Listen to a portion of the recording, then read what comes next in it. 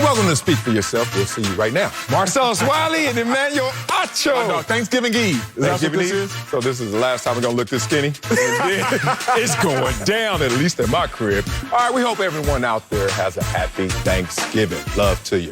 It's time for our top story, brought to you by Popeye's new 8-piece nuggets. Yeah, I can add that to the table. And the Cowboys will try to get back in the win column tomorrow against the Raiders.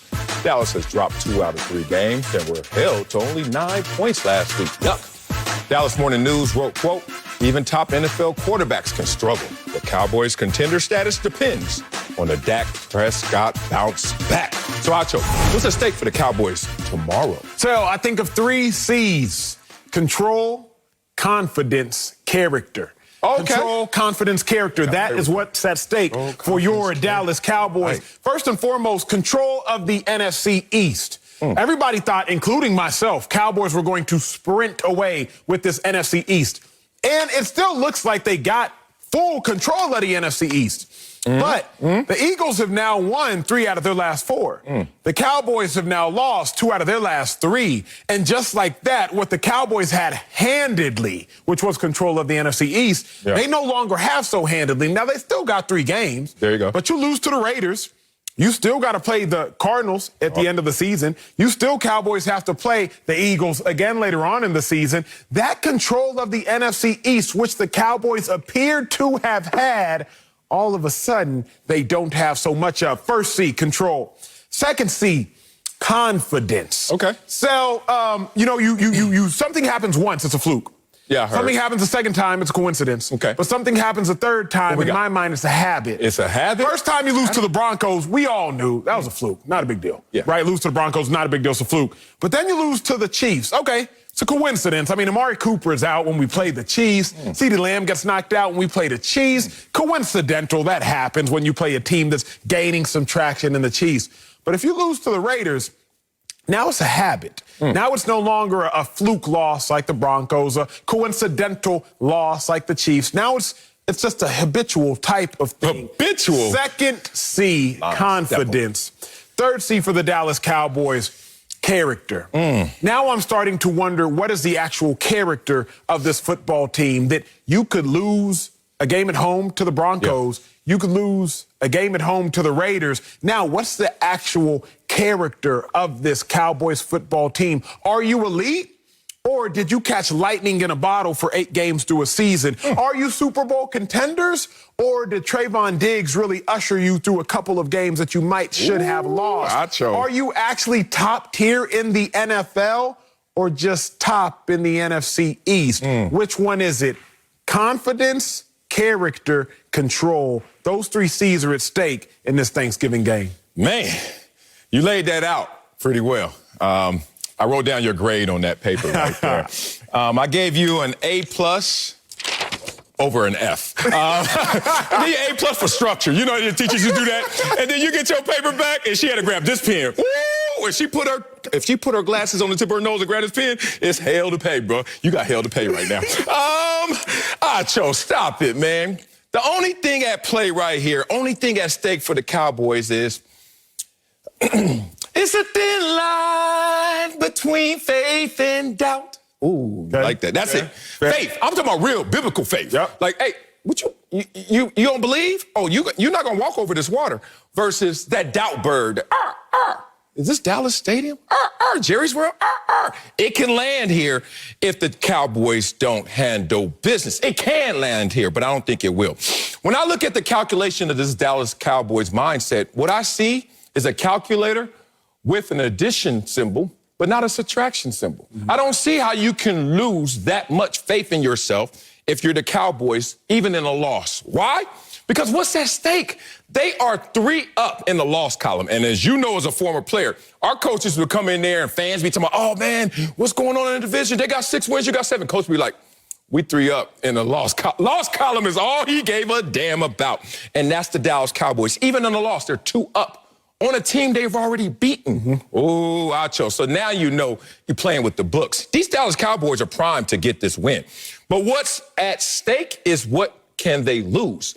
What can they lose? They still be 2 up on a team they already beat. They're already going to have the confidence to play that same team. That's the only team that's really surging in that division, it seems like. Washington is in there for some reason, but I don't really have that much faith in them. So it's the Dallas Cowboys' prime pole position to go out there and handle business. I don't really think this is a must-win game. I don't think this is a must-win for confidence game. What I do believe is they can add to what they are right now if they get the running game back on track, if they get healthy up front, if the wide receivers, whatever core they're going to mail out there tomorrow night, is going to be something that we can see they can evolve into something positive. All those things are addition symbols. But none of these things could take away from this team because they're still going to be able to hide behind the confidence of, we're hurt. Hey, we're not on track. We haven't gelled together just yet. So respect to the Cowboys for where they at because they put themselves in this position and not much is at stake. Okay, let's talk about what you did at least agree is at stake. Okay. Thin line between faith and doubt. Yeah. Confidence, I'm saying the same thing. One of those points. Yeah. If you lose to the Broncos at home and you lose to the Raiders at home, even if you do handle my first C, which is control, and you do control the NFC East, right, and that means you host a playoff game. Okay. What is hosting a playoff game if home field means nothing? There you go. So at a minimum, Sel, home field, you got to protect this house, old Under Armour slogan. But what we also talked about in locker rooms, we'll let y'all preview into this. Our coaches would say, hey, let's win every home game and let's split the road game. Yes. You win every home game, you All split the road games. Back when there was a 16-game schedule, you would end up somewhere at 12-4, 11-5, 10-6, 13-3. If you can just somehow manipulate some of that. Win all at home, split the road, you're going to be all right. Yeah. But Cowboys, if you drop a game to the Broncos at home, you drop a game to the Raiders at home, then what is home field? I remember 2016. I am not so young to have not remembered nor have been at the game where the Cowboys hosted the Packers. Got the first round bye 2016. They were 13-3. Packers come into Green Bay. I believe it was that game.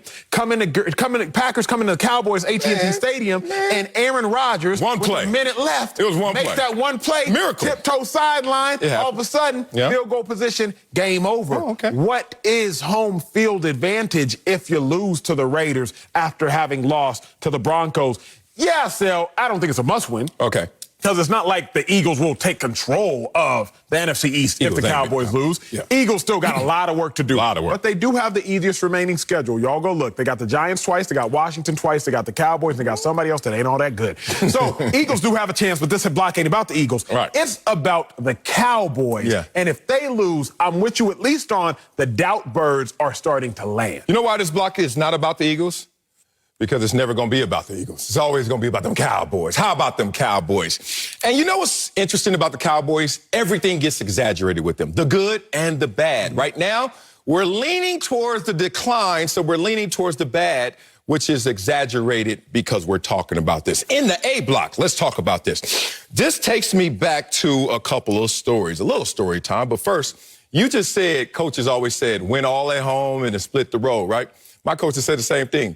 Also, coaches used to say, hey, man, it's all about the loss column, right? Wait a minute. Are we starting to realize that coaches, they all the same? It's like Bill Belichick and then all the rest of y'all. They all say the same damn thing. Why we respond differently? I don't get that. Another thing I just had to point out in tidbit, you said we must protect this house. Short story real quick. I was in Dallas, 2004, had a teammate, a backup defensive end by the name of Eric Obagu. You know him? Big E, right? Yeah. People don't know this. Under Armour started in the Dallas Cowboys locker room because E used to show up with all these shirts, and we all wore Nike, right? And we were like, these feel different. I can't say better, but let's try a few. And they were free. And then the next thing you know, we saw E did a commercial. We must protect this house. And he was yoked up, right? Is he Nigerian? Yeah, Nigerian. Okay, that's why. All right, I get it. I get family. Point being, he's like an executive at Under Armour right now doing all that stuff. But it started in our locker room with just open duffel bags of Under Armour. Respect to that company. Now let's talk about these Dallas Cowboys. Here's story time. I don't know if you notice about me, Acho, because I don't talk too personal about myself. But I did win the national championship in track, and I was a national record holder. I thought you was going to say something meaningful, Sel. No. I genuinely thought you had me fooled. No, I can act, but I'm not an actor. Here's the thing. My father is an early riser. My dad, he's the one at the airport 2 hours before check-in and at the gate the first dude. But he ain't in first class. He's just the first dude at the gate. He always got to be first to something, right? So my track meets, my dad used to get there first. Pole position, finish line. Sit up there, reserve a little section for us and me and the family, right? But you can't reserve the whole stands. You can reserve your little bench area, right? So then we got our little area. They ready to see me run my races that I always won. And then they pumped up. And then my uncle used to always show up late, Uncle Junior. Fresh, though. Fresh. And then Uncle Junior realized he can't sit up at the finish line because guess what? Ain't no room. Everybody there to see Marcellus Wiley, Dallas Cowboys, right? So then my uncle would get slick. He would go to the backside on the straightaway, like 150 yard, ain't that many people over there, and say, yeah, I'm going to yell at nephew, let him know how he doing in the race. Remind you, Uncle, when I see you, it's at the 150 mark of a 400. But here's my uncle, fresh to death with some chili cheese Fritos. All right, what you doing? Pick him up, elbows. Let's go, let's go. And in my mind, every time I race in front of my uncle, I'd be like, will he shut up? This race ain't over. No matter what's happening right now. Yeah, I see that little dude in front of me by 2 yards. Guess what? He always fades out at the end. My point is this. The Dallas Cowboys are looking at people like Acho, who is now the uncle in the velour suit, eating chili cheese Fritos, saying, what y'all doing? Y'all losing all these games since the bye week. Man, they know how to finish this race. They know how to win this division. When Dak is healthy, he's never had a losing season. Show some respect. Get there early. See how it finishes before you start hampering on how bad it is. I'm with you on that, Seth. I'm with you on that. But now let me personalize some things. Y'all know this much. I'm a man of faith, right? Pops is a pastor, grew up in the church, all that. I love faith, right? Faith, the substance of things hoped for, evidence of things unseen. That's great. I do love it. You broke that down. But you know what I love more than faith? What? I love proof. Okay, I'm with you. I love me some faith. Ooh, I live my life based upon faith. Wait a second. Can we stop? Stop down. Do you really want to do this right now? You need proof of... You need proof? Or one day I will have proof. Oh, okay, there you go. Me? I love faith, but I love even more than that is proof. I'm with you now. And what the Cowboys are giving us all right now is we got faith in the Cowboys, evidence of things unseen. Well, I trust that Dak is going to get him back right. I trust that CeeDee Lamb, Micah Parsons, Trayvon Diggs can make a great Super Bowl run. I trust that the Broncos' loss was a fluke. I trust that the Chiefs' loss was because offensive line was injured. I trust that Zeke will get back right even though his knee is still somewhat banged up. Right. I trust that Connor McGovern, if he starts again at left guard, will be better than Connor Williams. I trust. Substance of things hoped for. I'm tired of having faith with these Cowboys. Whoa. What I want is proof. And what they can do against the Raiders is prove some things. Because I love the faith you have in the Cowboys, Marcellus Wiley, but only person I really trying to put my faith in is God. I ain't trying to out here put my faith in Dak Prescott. I'd rather have no idolatry from Dak Prescott. I'd rather have proof from Ezekiel Elliott. I'd rather have proof from these Dallas Cowboys, Mike McCarthy included. So faith to me is cool, but what the Cowboys can do, what is at stake is proving something. What is at stake is removing the faith, removing the doubt, removing the concerns, removing the hope, removing all of these verbal jargons that we use in church, and putting things down on the field. What church you go to? Multiple. Multiple? I could tell. You're all over the place. Look, let me tell you this. I ain't going to church with you no more. You just let this come out your mouth. Faith is cool and all, but... I want proof. Hey, you want proof? One day our substance will be our eyes. Don't rush that proof, because you know when you're going to get your proof. I'm like, co-host killer. He working again. You're going to be dead. Talking about I got proof. Hell no, I'm going to be alive. Talking about I believe. I got faith in these Cowboys. Why do I have faith in the Cowboys? Because Acho, boy, working with you, it's like you make me believe in stuff I know I don't believe in. And it's like that's a testimony to you. That's the testament to how good and how well you prove your points. Even though I don't believe in your points. Like, you got me thinking that Dak is suspect. And then I'm like, Dak ain't suspect. What you talking about, Shaggy? Dak has 100+ passer rating in 5 of his last 7 games. That ain't suspect. What you're really trying to tell me is, look, gel together, so we can have confidence, belief, faith, and then maybe some proof that you guys are going to really do something in the postseason. But as I remind you, as I reminded my uncle when I gave him that little side eye, like, dog, we're not there yet. 12 games in the last season. We didn't see it from the Tampa Bay Buccaneers. We're right now at the same point of a season. We're not necessarily seeing it from anybody outside the Arizona Cardinals if they get their quarterback situation healthy.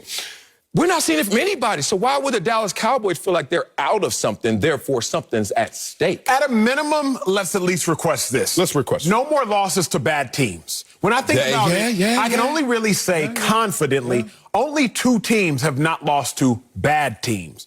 Arizona Cardinals with Kyler Murray. Their loss was to Aaron Rodgers, and with their backup Colt McCoy, they lost to the Niners. That layer under that wasn't the Green Bay Packers. But Aaron Rodgers was still present. Facts. Slackers. But Rodgers was still present, and Adams was still present. True. So it's got to count for something. I'm with you. And the Chiefs, surprisingly, all 4 of their losses, none are to bad teams. The worst team is the Chargers. So, like, none of their losses, in my mind, to bad teams. Cowboys, they got a loss to a bad team. Okay. Broncos lose to the Raiders, lost to another bad team, particularly these Raiders. Yeah. All of these teams, though, got losses to bad teams, except the Chiefs, except the Cardinals. If the Cowboys lose to the Raiders, now you got a couple losses to bad teams.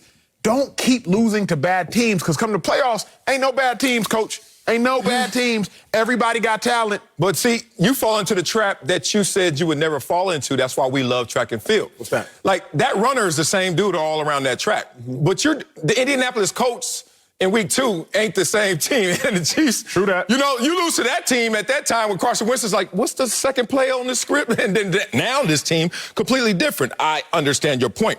My point is this. Dak is on pace to have career highs. Dak Prescott. Career highs, completion percentage, passing touchdowns, something you really care for. And this team is primed to do something special this year. As I look at the NFC playoff standings, in the loss column, they're only 1 back to the Cardinals, who you say haven't lost to a bad team. So just think about how you can really moxie this up and how you can make this cocktail where the Cowboys feel really good about themselves. And if you feel that good about yourself, even if you take a step back, you shouldn't look at the season as a loss, or you certainly should look at this game as a loss. Coming up, got more on Dak Prescott. We'll tell you if he lost the MVP award after last week's loss to the Chiefs. But first, my brother from another, Josh Allen, has seen better days. Yeah, I heard. We'll tell you if the shine is off the Bills' star quarterback next. Oh, yes, We got a big one tomorrow. The Bills face the Saints, but Bills have been struggling recently. They lost 2 out of 3 games, and Josh Allen thrown more interceptions and touchdown passes in that span. Now, Allen said, quote, "Can't feel sorry for yourself. You can't let one week affect another week." Close quote. So Marcellus Wiley, is the shine off of Josh Allen? Shine off of Josh Allen? Man, we got to stop doing this to people. We got to really stop doing this to people. Putting these absurd expectations on someone, and then when they don't meet up to those absurd expectations, then all of a sudden we look at them differently. The shine off of Josh Allen? Yo, the sun don't shine forever, but as long as we here, then we might as well shine together. That's who shine. Puff Big snapped on that one, and Josh Allen been snapping his whole career too. You know what's crazy about this? These expectations, like, people really think that success is linear. Like, the only way to go up is up. No, sometimes you gotta bounce back from going down and then going up even higher. Where have you ever been? What have you ever accomplished, Acho? Seriously, where all you did was take positive steps. And look at Josh Allen. His first 3 years, he did. Not just positive steps, huge leaps. He took leap after leap after leap. And now we expect him to take another leap. Last year, he had 21 touchdowns and 7 interceptions at this time. This year, he has 21 touchdowns and 8 interceptions. Oh, my God. You know why they call it the triple jump? Because the human body says, that's it. Run, run, run, run, run. Josh Allen, get to the league. Hop, first year. Hop, second year. Hop, third year. Land softly. Measure that. That's it. You ain't getting a 4th hop. It ain't the quadruple jump. It ain't your 4th year you're going to go out there and do even more. Your body will break down. Your hip will come off your body. The point is, this dude is still where he was last year. And last time I checked, everyone was loving Josh Allen last year. I don't understand the difference in terms of this Josh Allen and what we've seen, at least, of last year. I like your take, Sel. It's not so much that the shine is off of Josh Allen. Josh Allen just gets dirty quick. Still, I got my bathroom floors are white. My bathroom floors are white. It sounds great in perspective because when they're freshly swept and freshly mopped, they glisten, they shine, all that. But your boy got a full head of Nigerian hair. Lil Wayne rapped about it, so you know it's something to talk about. Tougher than Nigerian hair. My criteria compared to your career just isn't fair. With that being said, boy, detangle some of this hair, sponge brush it. That floor gets dirty quick. Okay. So it's not that the shine isn't there, but boy, them white floors, they used to glisten. Boy, do they get dirty quick. That's how I feel about Josh Allen. Because boy, week 1 against them Steelers, he got dirty quick. Boy, against them Jacksonville Jaguars, he wasn't even the best Josh Allen on the field. He got dirty quick. Boy, the week after they played the Steelers, although it was a dominant win against the Jets, he got dirty quick. So it's not that Josh Allen's shine has been lost. So I just think, man, do he get dirty quick. He only had 10 picks all last year, 16 games. He got 8 picks this year through 10 games. He had a 69% completion percentage last year, all season. He got a 65% completion percentage this year. So it's not that the shine is gone. Josh Allen just, like my floors, get dirty quick. Man, you call this dude Pigpen. He ain't no damn dirty quick. What is happening is he's the same, and everyone else either got better with other colors on, the opponents, or those around him, not necessarily the same if we dive into the details of his surrounding parts. Let's show some respect to Josh Allen, who last year set franchise records, who last year set personal records. And as we always talk about in our favorite sport, to expect me to PR after I PR is maybe a little absurd, right? Usain Bolt goes out there and gets his world record. If anybody was thinking that he gonna lower that or he go, nah, that's not how it goes. The biorhythms were working, perfect start, perfect finish, everything was calculated, all worked out. But to say replicate that, if it's gonna happen, usually it takes time. Josh Allen's doing the same thing and everything is looked at differently. It's not about him losing anything. Look, last year, Josh Allen was the same guy who had 4,544 passing yards. He's on pace to have the same amount of passing yards. He is 6 fewer yards than last year. So basically, this is what I used to hate, and this is what I used to love about sports. You go out there and you're like, yo, I'm giving them my all. And then that all one day wins, works. The next day, that same all loses. And you're like, yo, this is a fickle sport. This is a fickle game. And you got to love and you got to hate that part about the game. But Josh Allen is an approximation of what he was last year. Why would the shine be off of someone who's doing it the same, basically, as they did last year? Because if we're being real, Sel, Josh Allen's games are a microcosm of his season, which is a microcosm of his career, which is a microcosm of him, the person. Josh Allen spazzes over the course of games. He has up and down games. You remember that playoff game? All of a sudden, he's running backwards, don't know what he's going on. Man. And his games are a synopsis of his seasons. He has up and down seasons. Josh Allen, he has 8 games above 125 passer rating, 8 games below 90 passer rating. Only Aaron Rodgers has 8 games of such in the last 16 above 125. And the guys below are Sam Darnold, are Jalen Hurts. So Josh Allen's games, microcosm of his seasons, microcosm of career. And that is why the shine, at least, has to some degree been gotten dusty. I think about the Drost effect. And the Drost effect is those pictures, Sel, you know, if you look at them, the closer you look at them, it's a picture of a picture. Then you look at the picture, it's a picture of a picture. You look at the picture, it's a picture of the same picture. The more you look at the picture, it's just another picture of itself.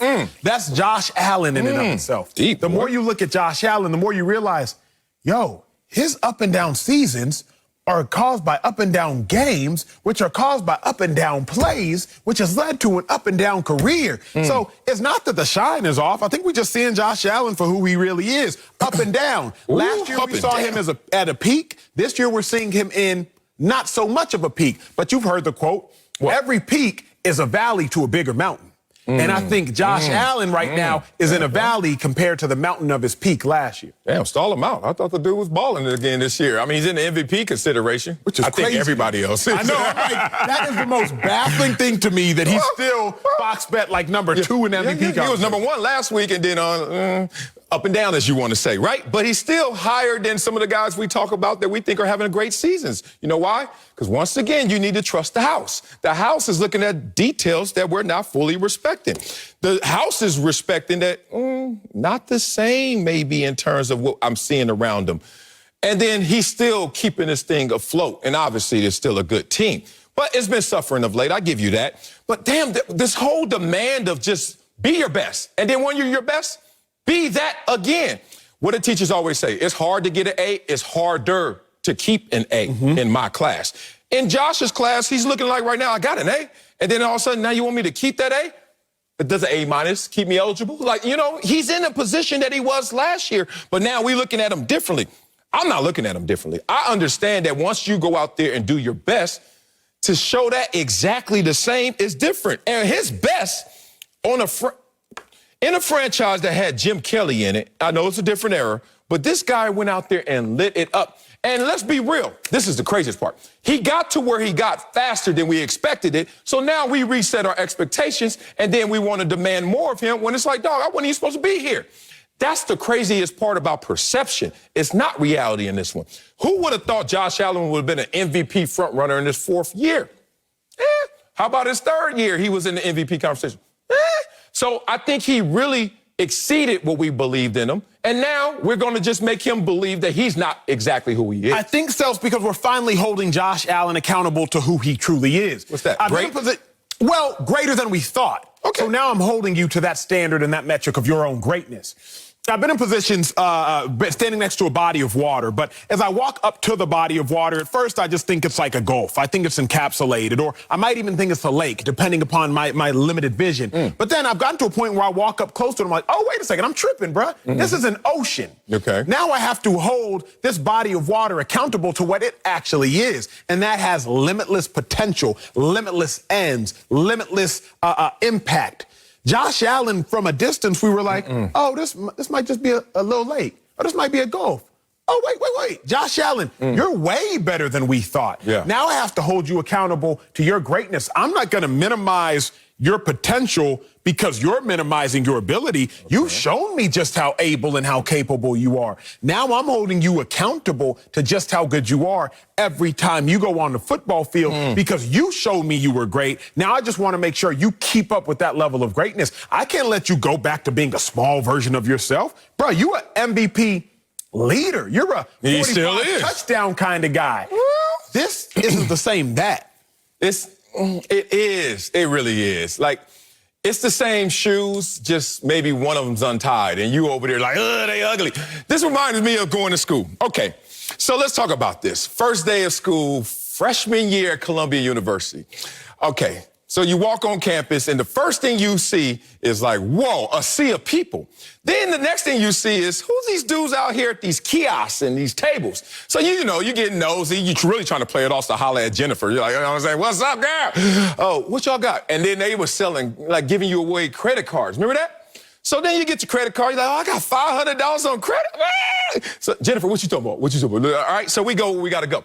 I remember buying some Bugs Bunny Jordans. I don't know what, Space Jam Jordans? Okay, and I bought them, and they had the strap and all that. Oh, and I wore them. And the first day I wore them, everybody was coming, where you get them change out the Wiley? Where you get them changed, right? So what I'm saying? Next day I wore them, same Jordans. Not as many people came up to me and said it. By a week's gone, not anybody walking up to me talking about the Jordans. It's the same shoe. It's the same Josh Allen. It's just all of a sudden you get bored of my greatness faster than my greatness is not as great. These J's, I still got them Jordans. You know why? Because they cost a lot. and I got bad credit off that credit card to buy them Jordans. And Jennifer wasn't even cool with me. So the point is this. Sometimes you can look at the same exact thing, and the first time you like when the first time I saw your Bentley, when it was washed. It was washed the first time. Then I saw it dusty. I was like, all right. Same Bentley, though, right? All you got to do is wash it off. 21-7 last year. Let me ask you this. 21-8 this year. Does Josh Allen need to be washed off? Because the question is talking about the shine. So if you're making the correlation between you saw my Bentley clean, then you saw the Bentley dusty. We saw Josh Allen last year clean. We're seeing Josh Allen right now dusty. Is this the same clean Josh Allen? It is. You know what the difference is? And this is, once again, I used to love and hate about sports. You can give the same numbers, but is having the same impact. Performance is crazy, man. It is all over the place. Like Tom Brady can give a performance that we're like, Tom Brady in the playoffs last year was not great. At all. Let's just get that straight. However, it had impact. Maybe it stabilized the troops. Maybe it was opportune moments where he was the field general and got him in those situations. No turnovers in this certain situation. All those things. Josh Allen needs to learn the deeper calculations of the game beyond the simple math of I have the same stats as I did last year. Staying with the NFL, this Thanksgiving, you have a free chance to win $100,000 of Terry Bradshaw's money playing Fox Bet Super 6. Congratulations to Nate from Nebraska. What's up, NNN? who won Terry's $100,000 last Sunday. You can be next. Scan the QR code now. Enter your picks in the Thanksgiving challenge for your chance at the jackpot. Ching, ching. Don't miss out. It's free to play. Download the Super 6 app now. And coming up, Dak Prescott had a rough game last week, but was it bad enough to lose the MVP award? We'll answer that next on Speak for Yes Sam. Thanksgiving Day, the tradition on Fox continues as we come together for food, family, and football. And the Bears take on the Lions. Coverage begins with a special edition of the Fox NFL pregame show at 10:30 Eastern, only on Fox and the Fox Sports app. Cowboys also be playing tomorrow against the Raiders. Dak Prescott will try to bounce back after not scoring a touchdown and finishing with 3 turnovers in the Cowboys' loss to the Chiefs.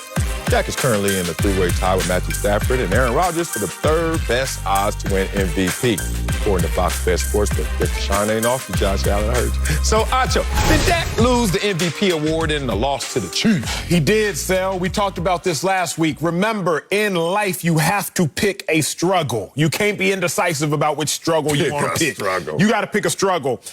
In the NFL, if you want to win MVP, either be absent or be sorry. But you cannot be both. Pick one of these struggles, big dog. And Dak Prescott has both been absent. Remember, he got hurt, missed the Vikings game, and he's also been sorry for a couple games this season. Broncos game wasn't necessarily the best game. Chiefs game wasn't necessarily the best game. Chargers game wasn't necessarily the best game. You have to pick a struggle if you want to win the MVP. I got tiers for you, Sel. Let's see 'em. As I look at it, my top tier, if you will, or I might start with tier 3. Let me look at my tiers. I thought you were about to cry. Dak Prescott and Aaron Rodgers, they are tier 3 of that MVP because they have picked both struggles. They've both been absent. Aaron Rodgers missed a game because of COVID, and they've both been sorry during the course of games. Dak Prescott, I already explained him. Aaron Rodgers, week 1, terrible. Aaron Rodgers, when he came back, that first game from COVID, not the cleanest. Now you got tier 2, the guys in the MVP race. They've chosen a struggle. Josh Allen, he been present, but he been sorry. Lamar Jackson, he been absent, but when he present, he been good. Patrick Mahomes, he been present, but boy, he was sorry some games. Kyler Murray, he's been absent, but when he was present, he was good. Matthew Stafford, he has been present, but he has been sorry some games. Then you have tier 1, MVP race. People have been present and have not been sorry. Tom Brady, Jonathan Taylor. Both have been present for all these games and ain't been sorry for none of these games. Oh, really? So when I look at the MVP race, you got your tier 1s. Tom Brady been present. He ain't been sorry. You got your tier 2s. They have picked a struggle, either be hurt or be sorry. But then you have your tier 3s, still in the conversation to some degree. Aaron Rodgers, Dak Prescott, but they picked both struggles, absentees and were sorry at times. Man, stop. You had me until you gave me a running back. Did I see him last game? Well, yeah. When last time a running back won MVP? 2012. Adrian Peterson? Yes, sir. Yeah. What he doing right now? He just got cut yesterday. Yeah, he did, that part. It was unfair, but it was unfair to even bring him in. So here's the thing. They don't running back winning no damn MVP. You already know that. So Jonathan Taylor, as great as you are, get up out this conversation. This is a year, though. Don't you think this is a year where Jonathan Taylor could? It is prime for a year like that. But if the Indianapolis Colts don't finish what they're trying to start right now, I ain't a running back, boy, stop. So it leaves me with Tom Brady. Tom Brady. Why do I got to take shots at Tom Brady? I'm not. I'm just going to point out that he did have a bad week 4 at New England. It was horrific. And, you know, all the pageantry and you going back home and he didn't want to go back home. He did not want to go back in that house because Bill Belichick was sitting there, old school parent with that belt. Like, yeah, bro, come on in here, Brady. I've been hearing them interviews. How's Howard Stern looking and all that stuff you've been talking? Tampa Bay, nice ring. Wow.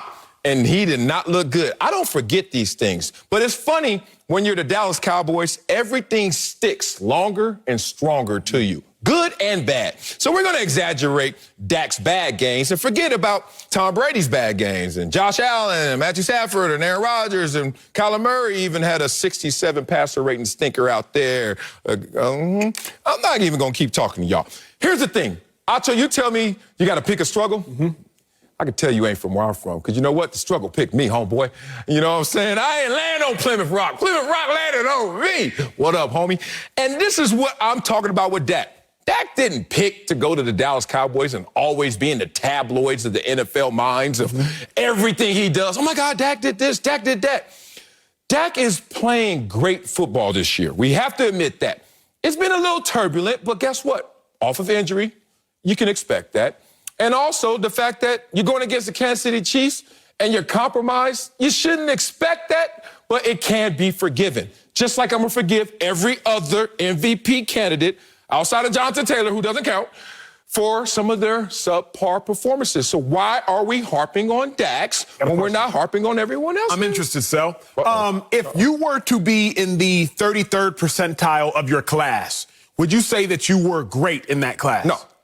If you were, okay, so you would. And I agree with you. Not great. If you're telling me that Dak Prescott's played great football this year, but he is 9th in passing touchdowns, assume 32 starting quarterbacks. Now, we really can't make that assumption because, as y'all know, Ryan Fitzpatrick been in and out. Tyrod Taylor been in and out. Baker Mayfield ain't played every game. Carson Wentz has hurt to start the season. These books. What you trying to cook? I'm saying this. What? Dak Prescott's in the 33rd percentile. 9, 18, 27. He's in the 33rd percentile of passing touchdowns. You just reduced 32 to 27. I just said because we can't really get a full 30. But even if you want to go 32. I like to, but I like to go higher because there's been more quarterbacks in and out. He's in the 27th percentile, if you will. Either way, it ain't top 10%. And you only get automatic admission into University of Texas if you top 10%. I don't know about Columbia. Dak Prescott is not top 10 in passing yards. So he's not in the top 30%.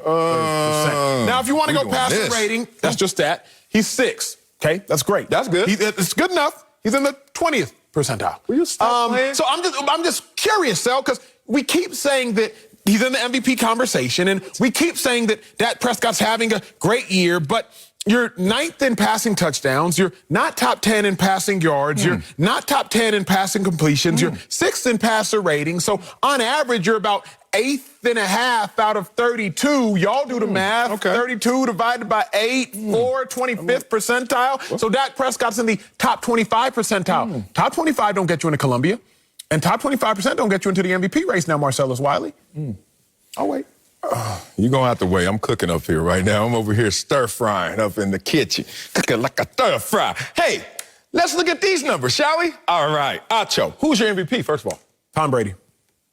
You've been balling. He's been balling. And he's 1st in touchdowns. He's 2nd in yards. He's 2nd in completions. So we're going to look past when he had a 51% completion percentage and no touchdowns, no interceptions, 70 passer rating game, right? We have to. We have to, right? So we can look past which game for Dak? Denver or you want Kansas City? We can look past the game he was absent. Look past the Vikings game. Okay. He didn't show up. So the absence. All right. So Tom Brady, even if you go... So you're telling me in your mental formula, if you go out there and stink, that's still better than someone who didn't play at all? Remember how they do the new standardized testing. Yes, sir. An answer is better than no answer. That's just the way they do testing. An answer is better than no answer in SATs and ACTs for y'all at home. Tell your kids. Since we're on different sides of the table, don't mean we always got to disagree. I kind of yeah, I know. Sometimes I be anticipating like, hey, how you doing, Acho? So the thing is, I agree with that. But every MVP candidate has a bad outing. Now, some have a bad outing, and I missed an outing. I don't want to demerit that. This takes me back to the combines. All right, you go to the combine. You perform well. It should help your stock. Yep. You don't perform well. It shouldn't hurt, but it does. It does, but it does. You missed the combine. It shouldn't hurt at all. We got a pro day. Let's just figure this out. But I'm in T-shirt and sweats. Stop trying to, demerit me. Stop trying to debit me in T-shirt and sweats. Just like if I'm not playing, to me, that's the T-shirt and sweat moment, where it's like, dog, don't take away from what you saw on film. Now, this is something that we need to give advice to Baker Mayfield and others. When you're compromised, hey, bro, maybe you just need to step out. Because we going to grade you once you step across those whites. Field, you're getting graded. So, Tom Brady, I got to grade him even more harshly than I do a Dak Prescott who misses a game. So if we just do that, by my calculation, I understand it's not your school, but let's just do that calculation. He neck and neck right there with Tom Brady. And Tom Brady, to me, is edging him out in the MVP conversation. But Dak Prescott has not lost that conversation. Imagine if Brady does this, and then all of a sudden we see Dak do that. He hasn't lost the MVP. Am I correct? No, you are correct. Right. But here's the problem. He can still win it. We got about 3 quarterbacks at minimum that are better than Dak Prescott in this conversation in totality. Tom Brady is better than Dak Prescott in every meaningful statistic. Touchdowns, yards, completions, passer rating. Okay. Justin Herbert surprisingly, better than Dak Prescott in every meaningful statistic. What you mean surprisingly? That's my boy.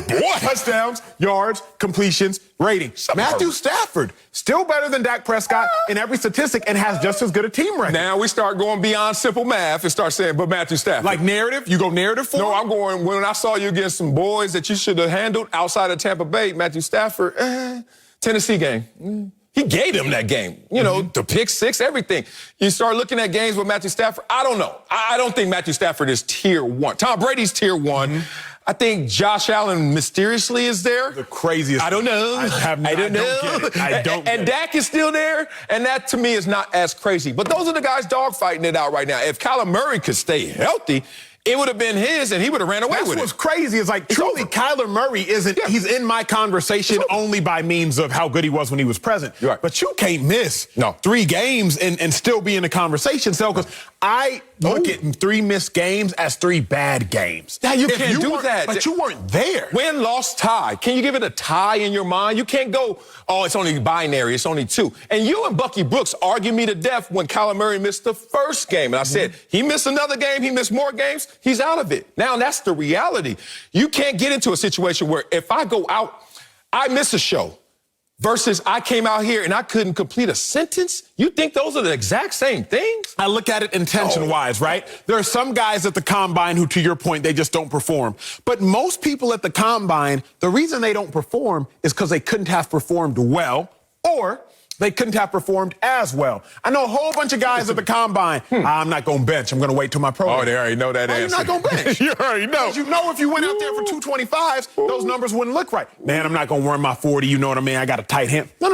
You don't want to run your 40 because you know if you ran your 40, you wouldn't run fast. I'm not going to do my weigh-in right now. I'm not going to weigh in. I'll weigh in at pro day. Y'all can get my height, though. Because you know if you step on the scale, you wouldn't weigh what you're supposed to weigh. So the reason I dock it is because I know the answer. Your omission is an admission. Ooh.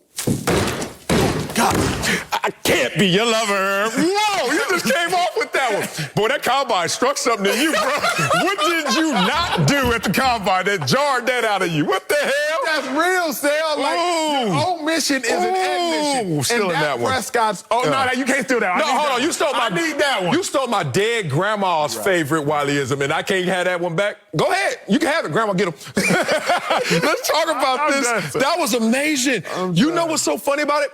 So I'm small school. Damn, it felt crazy looking up to you, University of Texas and Alabama. I remember I saw a Notre Dame dude at the Combine, all this stuff. I'm like, golly, this is a big time. Here I go, Columbia. And I remember seeing a cat that, I forget his name. You know I would call him out. I forget his name. He was a big-time DN. And we got to the bench press, and he did it. But he was like, dawg, I don't know about this. He did 8 reps as a D lineman. And I was like, dawg, I think you should have tapped out. You should have claimed the shoulder strain on that. 8 reps? Insane. All of that said, we haven't seen Dak Prescott consistently go out there and underperform. We have not. Everyone has mailed in a stinker. Everyone. Even Kyler Murray. Green Bay game. Like, so the point is, why is Dak out of a conversation that everyone has, as you said, admitted that they have not always performed up to that standard? But my new Wileyism, can't wait to tweet that. Coming up, you gave me that one. It's the holiday season, and we're giving thanks around the NFL. Damn, that was amazing, Acho. In our Speak For Yourself kind of way. Y'all got to stay tuned. That's next on Speak For Yourself. Omission is an admission. Welcome back to Speak For Yourself. Thanksgiving is here tomorrow, so excuse me, it's coming. So it's time for us to reveal our top 3 performances from the NFL season that we are most, hit them with the empathetic, Acho, thankful for. So Acho, get us started. First thing first, I got to get my rock, man. Let me get my rock. Oh, you want your ball? Boom. Tight spirals. My dog. I get 4 points of pressure. At number 3, I'm most thankful for my dog Chandler Jones in that 5-sack performance. Do you remember? Yes, I do. He came out the gate, I believe it was week 1. Hit him with a club rip, hit him with a slap swipe, hit him with a spin move, hit him with everything. Chandler Jones, I'm thankful for that performance. And how about Chandler in totality? First in Cardinals history, 69 sacks. 8th in Patriots history, 36 sacks. Well on his way, more than likely, to a Hall of Fame if he keeps this type of production up. Chandler, that 5-sack performance. I'm thankful for it, big dog. Can a defensive end chime in on that 5-sack performance right there? You know that those 5 sacks in week 1 were more sacks than I had in my last 3 years combined? Chandler, you ain't got no future up here. Not yet, balling like that. My number 3 is for my brother from another. You know who it is. It's Justin Herbert. Oh, the comeback kid. Do you know that Justin Herbert has 5 game-winning touchdown drives, fourth-quarter comebacks, the most in the NFL? Youngster right here, Justin Herbert. When the game seems out of hand, when the game seems like it's tight and crunch time, you know who they call in? 6'6", 240 pounds with the flowy blonde hair, Justin Herbert. That's the new comeback kid. I like that. Now, who you got at number 3, Acho? Number 2, Number 2. Jamar Chase. But I'm not only thankful for Jamar Chase because he's tied for 6th in reception yards, 857. He's 3rd reception touchdowns. The boy got 8. But that connection between Chase and Burrow. Think about it. Remember early on in the season, Chase dropping passes. They said he had small hands, didn't know. Yeah, preseason, they were on his head. Kindled a fire. Then he came out the gates. At first looked like he was about to break Randy Moss's touchdown record. Randy Moss is safe, but Jamar Chase is about to break a whole bunch of rookie receiving records. Thankful not only for him, but that connection him and Joe Burrow have, it's dope to see what they did at LSU, being able to redo that at the NFL stage. Thankful for that, Sel. Yeah, I'm thankful. I'm going to go to the Acho house and have some Jamar Chase, but that's appetizers. Let me give you the main course right here. Some Dak Prescott. Ooh, look at that ham right here. Dak Prescott. The comeback kid is Justin Herbert. You know who Dak is? Captain America, and he's back. Captain America leading the Dallas Cowboys off of injury to the prime position that they are right now. 3 games up in their own division. Going to be a team that you have to reckon with going forward. So I got the comeback kid, and I got Captain America. A little more star power maybe on this side. But Acho, who you got in the ace position, pole position? The person I'm most thankful for, the thing I'm most thankful for, Carson Wentz. 18 touchdowns. Move, man. Get out of here. I don't want to hear this. 2 quarterbacks with 18 touchdowns and 3 picks. Golly. Carson Wentz got the Colts primed to make the playoffs after starting 0-3. Carson Wentz was shipped all to Philadelphia. Carson Wentz was sent to go to no man's land. And Carson Wentz came back, showed up, 60+% completion percentage. Carson Wentz back doing his thing. Now, I'm also thankful because as a resident Eagle, Carson Wentz has played 98% of the snaps. Talk your talk. If he plays 75% of the snaps, Eagles get a first-round pick. So Carson came back with 18 touchdowns, with 3 interceptions, being a beast that I already knew he was. But now my faith is my eyes. I ain't got to have faith no more because I got proof. And you know what I say? Give me proof over faith any day of the week. Give me Carson Wentz over all your guys. Golly. Oh! I ain't gonna lie. I'm thankful for that, too, because you've been on that guy for so long, been telling me how wrong I've been. And now, as Thanksgiving is going to go, I have to eat my words on you, Carson Wentz. But since I can't go player to player and match that most improved player, we respect that. Let me just go league-wide. Let me just go with the NFL and the cornucopia, you like that word, of competition. I'm talking about how wide open the NFL is at number 1 right here. Everybody got a shot. That's true. There are 20 teams above 500 right now. Every team that is good has a great chance of winning it all. Every team out there that is in position to do something feels like they could do something. And talk about the MVP conversation. We're talking about front runners, and we have to emphasize the S, runners, because there are so many guys in this competition, including all those faces right now. If you are part of any of those franchises, if you're part of their fan bases, everyone feels the juice this year. That's the only thing I got over that. Let me ask you one, Sel. We just finished this MVP chat in regards to Dak Prescott. Who do you actually think ends up taking the MVP? Because like you said, could be Kyler, could be Rodgers, could be Dak, could be Allen, could be Mahomes, could be Brady, could be Stafford. Who do you think, when it's all said and done, actually gets that wide open MVP? Let's go back to our favorite sport when we hear that, whoa, and then it's that photo finish, and everybody's up there arguing, no, he won, lane 4, lane 5, no, Jamaica, no, U.S. And then the tie goes to Dak Prescott. I tell you what, He has a mix between great performances this year and comeback player of the year, most improved player, coming off of injury, obviously. Carson Wentz is going to win his hardware. But Dak Prescott, I think Tom the Terrific is going to be Tom Brady. He's going to be right there as well. But there's a storyline. There's a marketing campaign. There is some juice behind Dak Prescott winning that. You know what nobody has been talking about? Nobody has realized. Everybody think Dak got comeback player of the year safe. He's there at the finish line. He does. If Cam Newton leads the Panthers to the playoffs, imagine missing the first, 9 games of the season, left for NFL dead, comes back to the Panthers, 5 touchdowns in 2 games, leads them to the playoffs. All of a sudden, Cam might enter the chat of comeback player of the year, because to me, wouldn't that be even more impressive than what Dak Prescott would have been able to do? So you want to take it away from Carson Wentz, who you just gave it to, who I've been saying, no, he ain't going to get it, and now he got it. Then you going to say it's Cam Newton over Dak Prescott? Cam Newton, last year, 7 wins. Is that really a huge comeback? You lead him to the playoffs? I think in storyline, that sounds greater than actual performance on the field. We'll see. But for me, comeback player of the year, Carson Wentz, Dak can just take the MVP. That's fair. That'll do it for us on Speak Thanks. In pathetic hands, Acho. We have much to be thankful for and hope everyone out there has a great Thanksgiving. Man, I ain't thankful for that.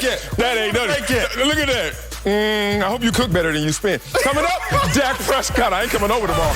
Struggled against the Chiefs on Sunday. I'll tell you if he needs to make a statement tomorrow against the Raiders. The MVP is. That's next on Speak for Yourself. Oh, you silly. Now the Cowboys looking for rewarding performances. They host the Raiders tomorrow, but Dak Prescott is trying to shake off what happened Sunday against the Chiefs. Dallas was held to only 9 points. Dak had 3 turnovers. Dallas Morning News wrote, when Dak plays better, quote, the Cowboys will return to winning games and being viewed as a contender in the NFC. So, Sel, does Dak need to make a statement against these Raiders? Yes, he needs to make a statement. He knows it, and he will make a statement against these Raiders. Are these the same Raiders that have lost 5 of their last 7 games? They are. Yeah, okay. Including 3 straight? Yeah. So Dak knows that he's the only one on this team that they can trust. So, therefore, he has to prove that he's trustworthy. You can't, at the end of your season, start to sputter if you're the leader of your team. You know why? Because they're all going to walk into the playoff situation with some doubt on some players. Let's talk about it. Can you trust Micah Parsons? This is not about how good he is, how great he is. Can you trust him? We'll see, right? It's a wait-and-see approach when it comes to a rookie sensation like a Micah Parsons. Can you trust Ezekiel Elliott? It's a wait-and-see. One, he's not the leader that is trustworthy. In his mental makeup, you look at Zeke like, okay, if he's with us, he's with us. If he's not, well, we kind of got used to him abandoning us. The last 3 games, Ezekiel Elliott, because of injury, has not been the same. In years past, Ezekiel Elliott, whether out of shape or just not tapping into that full potential, has not been trustworthy.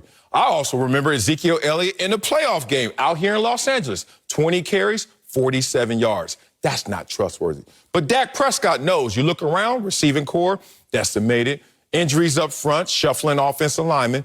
Who do they trust? Who's the leader of this team?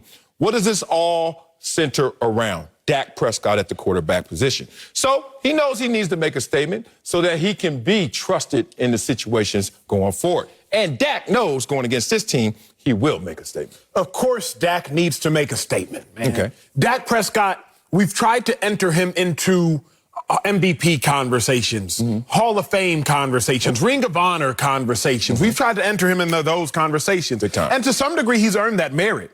But I think about those future Hall of Fame quarterbacks, when they meet adversity, they don't make excuses for it. They just leap over the obstacles.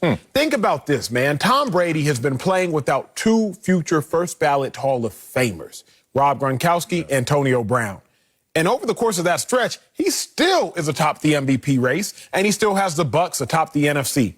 Aaron Rodgers flew across the country to Arizona on a short week without his starting receivers of Devontae Adams, Alan Lazard, MVS, Marquez Valdes-Scantling, without starting left tackle because Bakhtiari has been hurt all season, without Jair Alexander, all-pro cornerback, and he still beat the Cardinals. Adversity didn't make an excuse. Just leaped over it. Russell Wilson, prior to this year, and Russ has been out, so it's very hard to classify him this year, but even Russell Wilson, when he had those porous defenses, when he had no running game, when he had to lead his team in rushing yards and passing yards, he didn't make excuses. He just hurdled over it. So now, Dak, I need you to not make an excuse. I need you to make a statement. Because CeeDee Lamb might not be back. Yeah. Amari Cooper is not going to be back. Tyron Smith, not expecting him to be back. Zeke might not be healthy. Left guard is still a question mark. But you can't make excuses because Tom Brady, he ain't make no excuses. CeeDee Lamb, Amari Cooper, talk about Rob Gronkowski, Antonio Brown. Yeah. And they are just as important to the Bucs, those two, as what Lamb and Cooper are to the Cowboys. Ain't no excuses. Aaron Rodgers, when he went on that short week on primetime Thursday night, he didn't make excuses. All he had out there was Randall Cobb and some cats. And he still found a way to get it done. So what I'm looking for is for Dak Prescott to not make an excuse, but to make a statement. And Dak never makes excuses, but for us to not make excuses for him. I'll remind y'all, as I told so earlier in the show, first time, it's a fluke. Second time, it's a coincidence. Third time, it's a habit. Lost to the Broncos, threw it out the window. It's a fluke. Lost to the Chiefs, coincidence. Again, your best players are out in one of the biggest games. Call it coincidence. But if you lose to the Raiders, now it's a habit. Now I'm looking at it as, wait a second, Dak, have you had just as many bad games as you have good games? Don't you do that. What's so interesting about people we like, we only look at the good and we omit the bad. People we dislike, we only look at the bad and we omit the good. So for every Bucs game that Dak had, he's had a Broncos game now. For every Falcons game that Dak had, he's had a Chargers game now. So remember, Dak got some bad games to match his good games as well. So I'm just saying I need to see another statement game. Oh, man, you were rolling, and as the pastor, when he's rolling, sometimes you be like, all right, that ain't in the Bible. You start talking, I'm like, I don't know what passage. That Acho amplified version. What passage is that? Wait a second, Pastor. Dak ain't had as many bad games as he had good games, but I get your point, Bishop. That ain't Bishop Acho. What the hell you talking about up here? Look, Acho, I hear a lot of our competition, I guess, other analysts. These are my homeboys, but I know they do their show, so I respect them on air, even though I kill them off air with that group text. But the point is, they always bring up Batman and Robin, right? They always say, where's your Robin? And if you look through sports history, even the greats always got a Robin. And football's a little different. You got to have a unit, something you can call on, right? So we hear the Batman, Robin, Superman. Hey, you could be the lone one, Dirk Nowitzki, right? Be Superman. Just don't meet that kryptonite, and then you got a problem, right? So if there's something strange in your neighborhood, who you gonna call? And it ain't the Ghostbusters. I don't know who the hell that gonna call, but guess what? You need to call on someone. I look at the rankings of their squad, opportunistic defense, secondary especially, okay? I see the pass rush show flashes of brilliance with Micah Parsons especially going.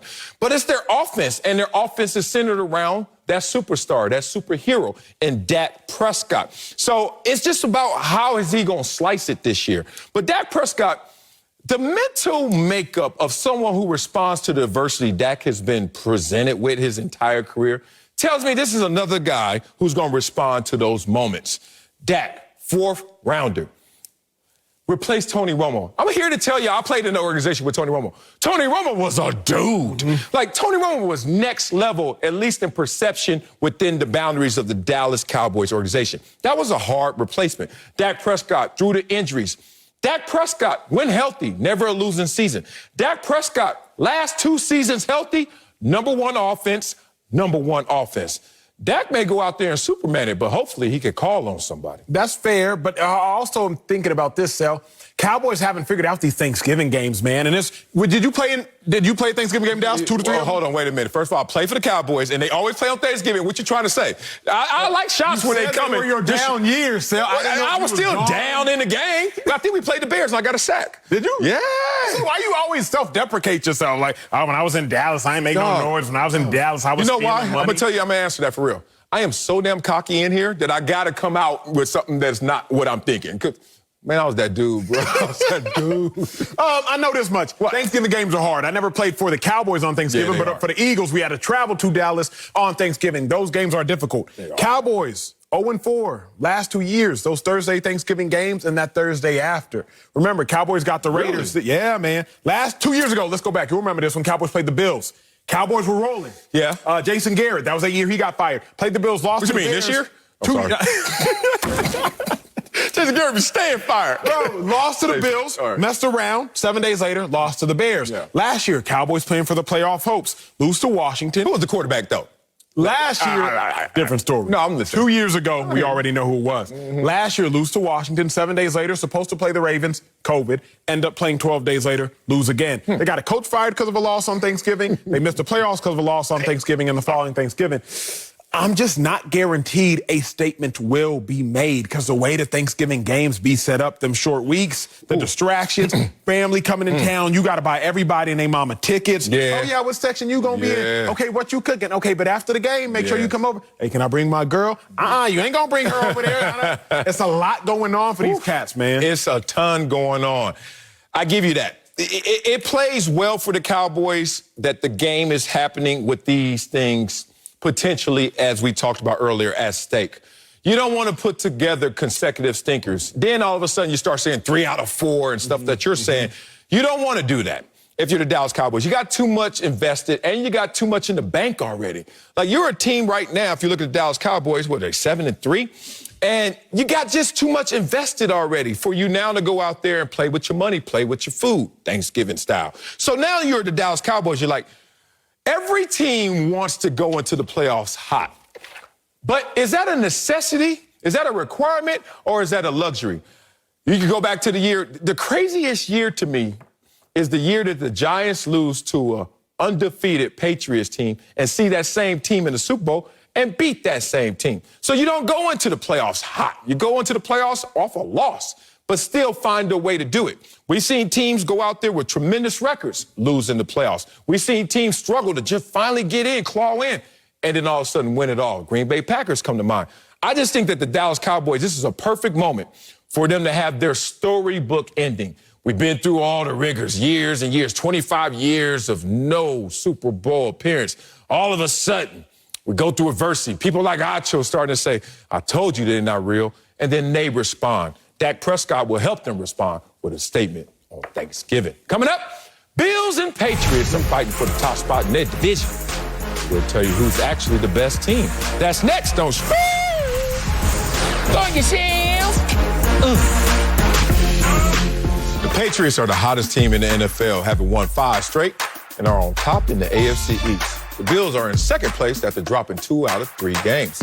And both teams still have to play each other twice before the season ends. Oh, man, Acho. Who's the best team in the AFC East? Patriots or Bills? Man, it's going to be a heavyweight fight to figure out who is the best. But for me, it is the Patriots. Ball in December, ball in January. It's all about consistency. Okay. You got to be consistently good to be great. I always am reminded of that phrase. You have to be consistently good to be great. Greatness isn't one thing you do on one day, but being a different person on another day. Greatness is all about consistency and being consistently good. The Patriots are consistent right now, Sal. Yes, they're rolling. Them big dogs have won 5 games in a row. But forget winning 5 games in a row. You know what you're going to get from them. You know what you're going to get from Mac Jones. Going to get about 2 touchdowns and probably no picks, maybe a pick. But you know what you're going to get from Mac Jones. Defense, you know exactly what you're going to get. Lights out performance, shut down corners, J.C. Jackson, Devin McCourty at safety. You know what you're going to get. Josh McDaniels is going to have a game plan schemed up. Belichick going to scheme up to stop the opposing offense. But with the Bills, man, I just don't know what I'm going to get. I know their highs are higher. Simple. I know Josh Allen's highs way higher than Mac Jones right now. But if you had to make me pick for the duration going forward, give me the Patriots. If you had to make me pick a game, yeah, maybe give me the Bills. Because if Josh Allen does maximize his potential, he can't be stopped. Stephon Diggs, he can't be stopped. But right now, Bills just lost to the Jags, lost to the Colts.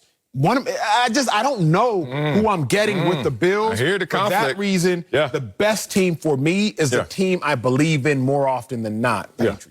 Yeah, I feel you in the conflict. I can hear it through your take. There's some confliction here. But in conflict, that's when I think I see clearest. And I see that the Bills are the best team. Now, let's talk about what best means. Because the best doesn't necessarily mean that you're going to have the better fortune. Let's talk about a 14-2 San Diego Charger team. I remember when Marty Schottenheimer didn't have the best of fortune, but they were the best team. There was a 15-1 Green Bay Packers team. What was that, 2011? They didn't have the best fortune. There was a 16-0 team that end up being 18-1 and didn't have the best team. So sometimes you can have the best team, but not always the better results. And I think that's what we're talking about right here. I really think that right now, the New England Patriots, because of how tight that fist is right now and that consistency, may have a better fortune than the Buffalo Bills. But they're not the better team. The better team is the team that you want to say, what I'm going to get from the Bills? You're going to get the number 1 defense. You're going to get second in points per game allowed. You're going to get number 2 in turnover margin. You're going to get Josh Allen. Bills? From these Patriots. Well, with respect to the Patriots, too. You're going to get an MVP, anybody? Fair. Okay. Fair. You go as far as your quarterback go, anybody? Josh Allen. See, this is the thing. I walk in the gym. You know why I love Kevin Durant? Because I walk in the gym, I'm like, who's the craziest, unique individual in here? Who's the most talented? And I look at Kevin Durant, and I'm like, him. I draft him number 1. You go in the gym, and you look like you do with the Patriots. You're like, who's the smaller, but really good character, comes from a good family, and may not jump that high, but God, he can shoot. And you go grab Steph Curry, right? And then I'm sitting there, I'm like, all right, you know they did play together before, and you know how that turned out. And you know that the Bills have to see the Patriots twice. Now, the Patriots own the Bills, and that's what you get some of your confidence from. Here's the problem. Mac Jones wasn't on those Patriots teams that owned them. A lot of these players weren't on that. Judon wasn't on it. There's something about the culture bleeding into you, but there's something about this is going to be a unique experience for these Patriots. I think the best team, the better of these two, is still the Buffalo Bills. But we got to go back again to them 3 C's, and it's the different 3 this time. Coach, confidence, consistency. Coach, confidence, consistency. From the character. You lost it? Lost that one right now. All right. The Patriots have a better coach. Don't even have to argue about that. The Patriots at this junction in time are more consistent. I don't even think we have to argue about that. But the missing piece, Sel, that gives the Patriots the nod over the Bills, confidence. What did the Bills have last year? And you had it because you're a Bills fan. Yo, Bills going to own this division for a while. Josh Allen's about to be great. Patriots don't even have a quarterback. Patriots only won 7 games last year. Bills messed around and won 13 games. Josh Allen, 45 touchdowns. Whew. Bills going to own this thing. Yeah. Now we look up 11 games into the season, and the Patriots are better, if it nothing else, than by record than the Bills. So now the Patriots, the one deficit, the one flaw, the one error they had was their lack of confidence. Yeah. But now they got confidence. So you already have a better coach. You're already more consistent. And the one place the Bills own the Patriots, confidence. Yeah. Yo, we just had a 1,600-yard receiver, Stephon Diggs. Cole Beasley was an all-pro. Josh Allen, a beast. But now the Patriots looking like, yo, we're better than y'all. I don't know where the Bills have the Patriots number at this point. They have their number by talent, but it's by false hype. It's by fake it till you make it. It's Josh Allen right now is, yeah, man, I'm still that dude. I'm still that dude. Am I still that dude? Am I? No, he ain't. He ain't. That's Acho looking at him. He looking at you like, boy, you better stop doubting me. Oh, I'm going to get you like this. I'm going to use your words. Play a little hangman. It's time for you to get hung on these words right here. Acho, 1 game to play. Who do you pick? You said the Bills, but do you really mean that? Bills versus Patriots, 1 game, you said you'll go with the talent of the Bills. True or false? I said that, yeah. You said, you still agree with that? If I had to bet it, I don't know if I would, but yeah, I said it. Yeah, you said it. You know why you said it? Because you meant it. And you know why you meant it? Because you know they're a more talented team. They're a better team. Okay, now here's the thing. How many games do you play at once? 1 game. Oh, it was in there. The question was in there. 1 game at a time, right? So this week, if they had to play each other, you would say the Bills. Well, if they had to play again the next week, you would say the Bills. 1 game at a time, you bring that consecutively, the dominoes start to fall, you should answer this with the Buffalo Bills. But some mythical, mysterious culture, 20-year dynasty, Tom Brady left, Bill Belichick still there, he's resurrected the dead, has you conflicted, has you thinking illogically. Like, you're not even thinking rationally right now. You're not even thinking in the way that you even speak. Your mind is over here, your words are going over there, and you realize right in front of you is the better team, Buffalo Bills. It's because of this, and I don't need the notes anymore because now we're going sociological. Let's go. I don't think like you do that life is lived in isolated moments and isolated Why actions. you keep bringing that up? You mad at me for doing that? No. This is where the conversation All is. right. I think that a game that you play on a Sunday has to do with the game you played the Sunday before. Really? Which has to do with the game you played the Sunday before. If at no other reason, your body. You come off a Sunday game against a bruising, pounding team.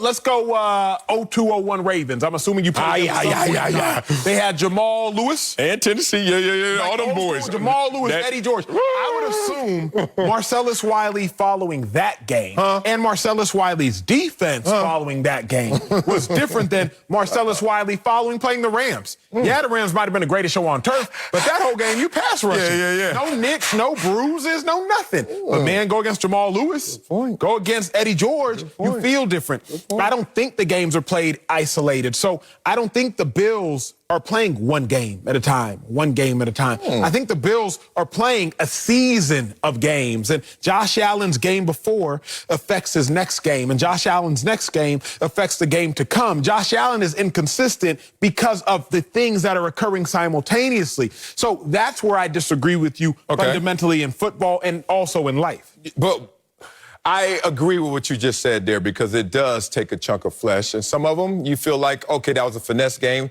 That was a flesh game.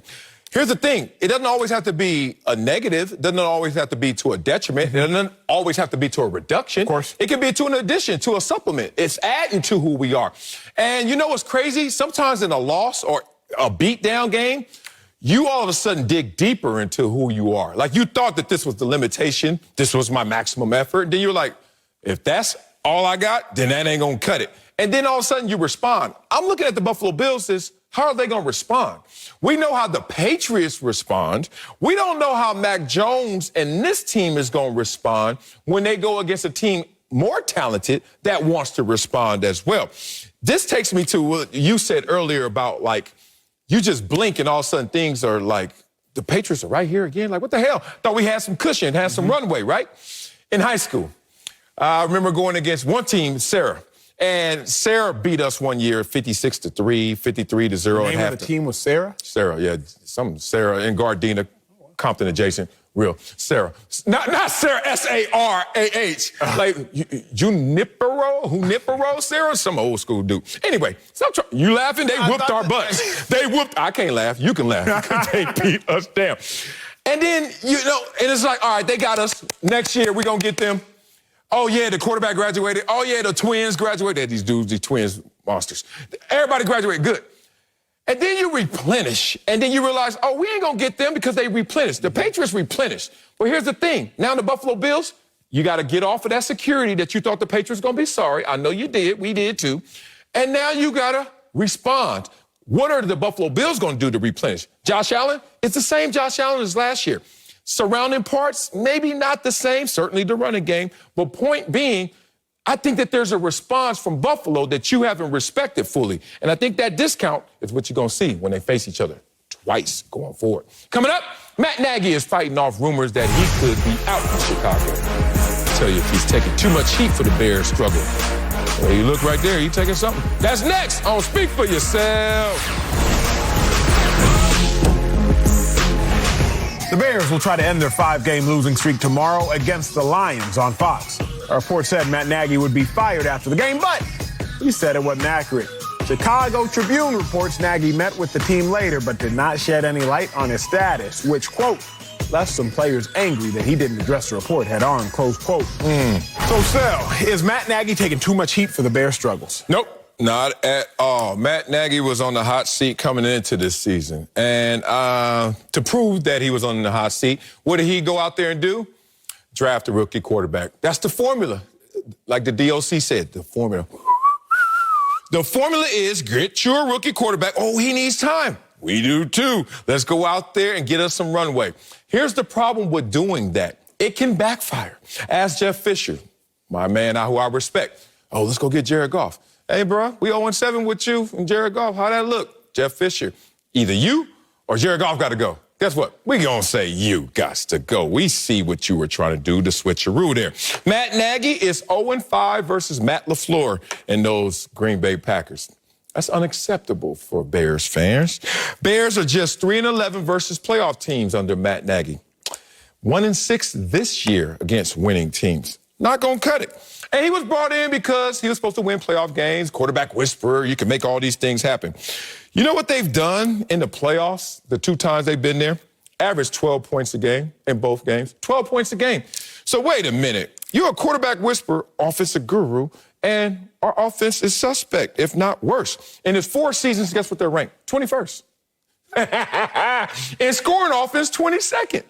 Man, stop playing with me. We're not going to get rid of Justin Fields. We're going to blame that Justin Fields is not developing to his fullest because of you, Matt Nagy. So I believe in some of this report. I believe that Matt Nagy may be in trouble. So I think he's in trouble, but he's definitely taking way too much heat. Did you hear what I just said? And a part of it is because people like me have given him heat. Man, we all have this person we were in relationship with or friendship with or any ship with that we can't see them do any evil in our eyes, or the person we can't stand who can do no good in our eyes. Take your time. Think of the person. You have them. We all do.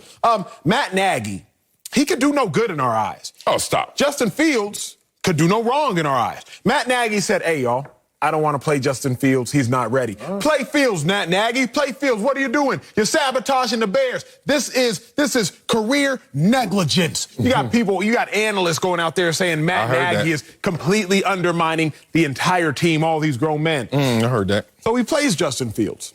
And Justin Fields has one of the historically poor performances in NFL history. Not all Justin Fields' fault. A lot of the offensive line's fault. But it happened nonetheless. Justin Fields has been pretty bad a lot of this season. He's a rookie. What do you expect? But then Justin Fields had a highlight couple plays just a couple games ago. And we all take to Twitter, see, this is Justin Fields' NFL moment. Justin Fields is ready. Should have played him from the jump. We ignored Justin Fields' games with 44 passer ratings. We ignored Justin Fields' game with multiple interceptions. And we only look at the good. We ignore it when Matt Nagy tells us the truth, and we only look at the bad. Bruh, just last game, Justin Fields played and Andy Dalton played. Justin Fields was 4 for 11, 73 yards, no touchdowns, no picks. Andy Dalton goes in, balls out, 2 touchdowns, no picks, and almost has the Bears about to win that game at the end of the game over the Ravens without Lamar Jackson, we all know. Matt Nagy is like, bruh, I'm told y'all this. What do you say? Andy Dalton was better than Justin Fields, but y'all don't want to listen to me. So now I'm on the hot seat because I cowered to what you all wanted and played Justin Fields when I should have stuck with Andy Dalton the whole time. Matt Nagy taking unnecessary heat because he can't do right, and either way, if he does right, we call it wrong. Ooh, that was so good. God, I want to map that on to reality, but the problem is I know the timeline. I know the calendar. He was on the hot seat before Andy Dalton and Justin Fields had to battle it out. You don't want to know why? Because he was already suspect in their eyes. So, Andy Dalton, you can't save me. Justin Fields, you can't save me unless I show flashes of your brilliance consistently as an offensive mind. But here's the problem. He hasn't done that, man. You look at them right now, they're scoring 16 points a game this season. Fewest for the franchise, the Bears. Like, this is not the Rams or some high-flying offense. The Bears, in 16 years, this is the worst offense that they've seen. And you're a quarterback whisperer, offensive-minded coach? I'll give it to you like this. There are 6 teams that have a worse offense since Matt Nagy's been as the head coach of the Bears. 6 teams. And every single one of them has had a coaching change. You want to know who number 7 going to be? The Chicago Bears, the Dolphins, the Washington football team. Jets, Giants, Bengals, Lions, Broncos, Jaguars, and add the Bears to it. You can't ask this rookie to cool down your hot seat for you. If you don't put a fire out, it grows. Take it from me, I'm a pyro. I know this. So guess what? He didn't put the fire out. And it was already hot before the season started. He tried to go with the switcheroo with the rookie. Then he tried to say, well, let me lead and let me do it my way, Andy Dalton. But guess what? We still got receipts from the years prior that he hasn't addressed. And right now, it just seems like a continuum of what it was. But, Sal, this is what me and my homie call bad math, Coach. It ain't adding up, man.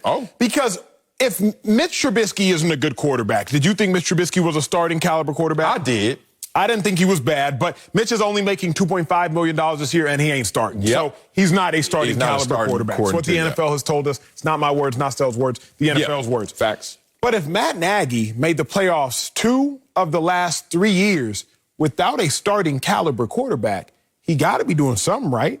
If Matt Nagy is 31 and 27 since 2018, tied for the 12th best record, identical record with the Dallas Cowboys, a better record than the Tampa Bay Buccaneers, a better record than the Minnesota Vikings, a better record than your Chargers. If Matt Nagy made the playoffs 2 of 3 years without a starting caliber quarterback, then who's going to get credit for that? We're not giving it to Mitch, because Mitch Trubisky clearly isn't that good. Let the world tell it.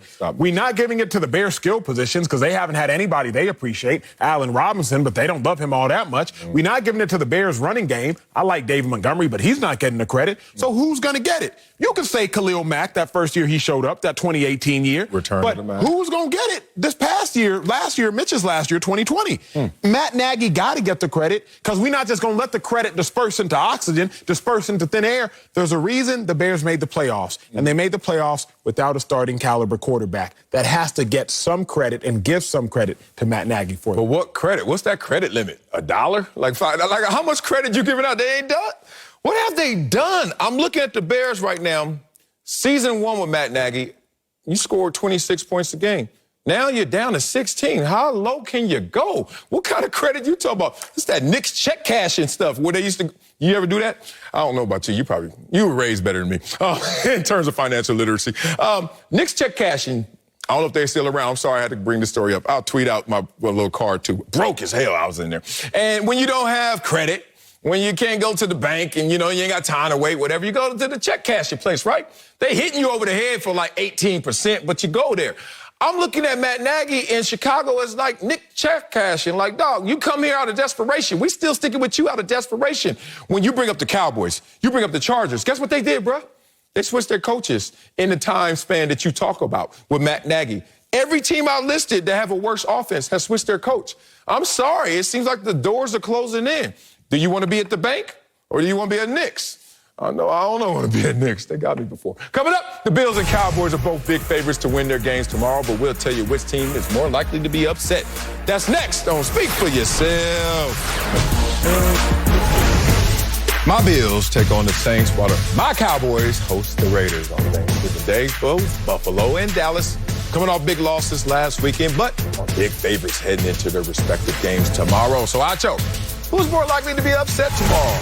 Bills, Cowboys. Let's be honest, Sel. I've been in Dallas. I'm from Dallas, born and raised in Dallas. I spent several Thanksgivings in the Dallas area. 214. I still rock that as my cell phone number, first 3 digits. Dallas Cowboys are playing the game at home. Buffalo Bills are playing the game on the road. Regardless of the outcome for the Cowboys, they will end up eating Thanksgiving at their houses. So they're not going to end up upset. Win, lose, or draw, they not going to be upset. Bills, on the other hand, they got to leave New Orleans. And they throw down in New Orleans. They do, though. They got to fly to New Orleans on Wednesday. That's today. Get there, play the game, win or lose. They still going to spend a majority of Thanksgiving on a flight back to Buffalo. And you're going to leave all that Creole food, that Creole Southern food to go back to Buffalo. So win, lose, or draw, the Bills are going to end up upset. That's just overarching take. Now, from a football purist perspective, the Bills, I think, have a better chance to lose. They're up and down. They're up and down. I refuse to believe that the Cowboys on Thanksgiving Day, national audience, primetime game, are about to let the Raiders fly in from Vegas in the midst of pure and utter chaos and beat the boys. On more somber of a note, Raiders haven't won a game since the Henry Ruggs incident.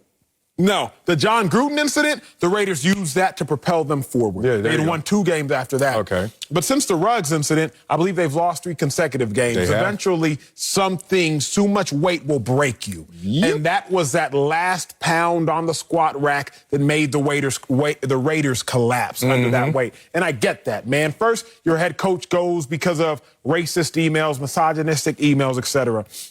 Then you see one of your brothers and the life of another individual and his football career. You go through that turmoil. Then you see another one of your brothers, first-round pick Damon Arnett, cornerback. He's waving guns on social media. It's just a lot. And it's one thing, and then break this down. I'll be doing all my nonsense. But still, offensively, you can kind of stay insulated. And in offensive meeting rooms, they deal with offensive stuff. Defensive guys deal with defensive stuff. So the Ruggs incident probably didn't hampen too much or dampen too much of the defensive side of the ball. It's not worried about your meetings, team meetings, you're not talking about it. The Arnett incident probably didn't do too much with the offensive side of the ball. But now you got the offense dealing with what they're dealing with, the defense of the Raiders dealing with what they're dealing with, the team of the Raiders dealing with the head coaching drama. There's no way that team can march into AT&T Stadium and beat the Dallas Cowboys. I refuse to believe the Cowboys will lose tomorrow, thus the Bills more likely to get upset. Man, you had me thinking when you were talking about the Roma and New Orleans and all that. You got real heavy, man. Like, you got to talk about all them real issues, and that's the problem with this one. Who's more likely to be upset? God, I really don't have an answer. I don't think either team loses. Bills and Cowboys win. Why? Because they're both better than the teams they're facing. Okay, simple, easy. But if you made me pick who, if I woke up after Thanksgiving, and boy, that's going to be a while, because, boy, I'm about to put it down. Midnight snacks and all. But when I wake up, I could understand if you told me that the Cowboys lost to the Raiders. Now, remember, both opponents, Saints and Raiders, both are coming off the 3-game losing streaks. But still, I still think that the Raiders are a stronger opponent because of the quarterback situation that they have versus the Saints. Now, all that said, I don't believe that either team going to lose, so I ain't going to waste too much of y'all time. Let's talk about New Orleans food again. Please. I'm not a fan. And, first of all, I'm not a fan of the city. Like, I remember I went out there the first time. It was early 2000s, Air Force Ones, Nelly, headband, all that. I'm ready. And I was just standing there by Bourbon Street. And I was like, what's this green juice going down this street? Oh, it was horses and alcohol mixed with sewage. And then I was like, I'm just walking flat-footed, getting scuffed up. Then everybody talking about let's eat. Now, first of all, Thanksgiving, if you eating crawdads and all this seafood, that ain't no good Thanksgiving. So I'm not even like, what is so exciting and so enticing about New Orleans? Last time, I ain't gonna lie to you, dog, not a big fan if you really want to go there. Now sell me on New Orleans, because I've said this before and people looked at me like that. So, first and foremost, hijack segment. What about them grits, big dog? I got grits out here. Okay, fair. Albert grits. What about them charbroiled oysters? Now, I know you've been to Atlanta, you ain't had no... I don't eat oysters. Okay. Stay out the ocean. What about the fried gator, big dog? Were you at a golf course trying to eat what you just saw walk by? Now I'm confused. I don't eat no gator. I'm confused. Where you think I'm from? No way I'm a city boy. You was 290 when I got on this show, and you don't eat nothing. This dude 290 pounds. We do one segment, he's sweating. We do one segment, I smell butter and ham grease coming out your pores. Flaming hot Cheetos. We did one segment, and Marcellus Wiley dripping olive oil, but he don't eat gator. He don't eat oysters. No. He don't eat bread. No, I eat bread. You didn't say Cheetos, Doritos. You didn't say Top ramen, I eat that. I don't eat no gator. What are you eating? Top ramen is not caloric enough to get you from your 245 chiseled now to your 297 pounds you was when I was on this show. Hold on. Lying to what kind of palate do you have? You a damn amphibian. What the hell are you eating? Like, dog, do you eat normal foods? What's your Thanksgiving? Can we hear that? Thanksgiving. First and foremost, in a Nagy household, we're going to have, well, first, I'm going to have the American food. I was just like, nah. I'm still have my American food. I'm still going to have my turkey. I'm still going to have my honey baked ham. I'm still going to have my sweet potato pie. I'm still going to have my mac and cheese. I'm still going to have my candied yams with my marshmallows on top. Probably going to have some brown sugar. Marshmallows? Oh, you know how candy yams with marshmallows on top? And then flip that, gonna have my Nigerian food. Now, what gonna is have that? my rice and stew, gonna have my moi moi, gonna have, it's a hard word to pronounce, let alone to eat. Gonna have my fried plantains, gonna have my egusi soup. Jamaican. Gonna have my jollof rice. It's not Jamaican. Anyway, my Stop house, stealing cultures. Gonna be lit. Over here, I'm a culture vulture. You said rice. That ain't Nigerian either. What the hell, man? We're going to have more food talk coming up because Matthew Judon has a very strong opinion on a particular Thanksgiving side dish. We'll tell you if we agree next. Don't speak for yourself. Stop lying.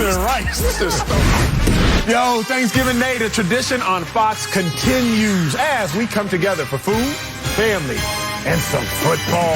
Bears take on the Lions. Coverage begins with a special edition of the Fox NFL pregame show, 10:30 a.m. Eastern, only on Fox and the Fox Sports app. Everybody got an opinion of food. Some better than others. When Patriots linebacker Matthew Judon took it to another level. He was asked about his favorite Thanksgiving side dish. Y'all take a listen. We got to get macaroni and cheese off the table. All right, guys. It's just cheese and noodles. All right, I'm getting on my soap opera.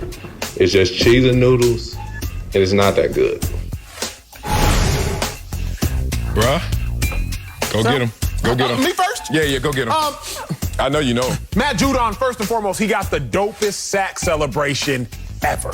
He makes a sack, and I don't even know what he does, but now he does the sniff, He got the dopest sack celebration ever. Okay. But the worst food takes. Get him. Now, the second I heard him say soap opera instead of soap box, You already I knew we were in for a terrible take. Yeah, we in. I knew we were in for a terrible take. Now, mac and cheese is not only a side dish, but when mac and cheese is prepared well, when mac and cheese is prepared properly, when mac and cheese is prepared with somebody auntie and the back of that tricep jiggle, it's moving. and that tricep muscle is but a distant memory, that's when you know that mac and cheese, it hits. Pre-existing conditions in that damn tricep right there. Look. What is wrong with macaroni and cheese and then try to break it down like he educated and deep? Oh, it ain't nothing but cheese and noodles. What's wrong with cheese? What's wrong with noodles? Ain't nothing wrong with that. That's like somebody saying, I don't like peanut butter. What's wrong with peanuts? Like, I like peanuts and peanut butter. What the hell wrong with this dude? Judon, that's it for us. Happy Thanksgiving, boy.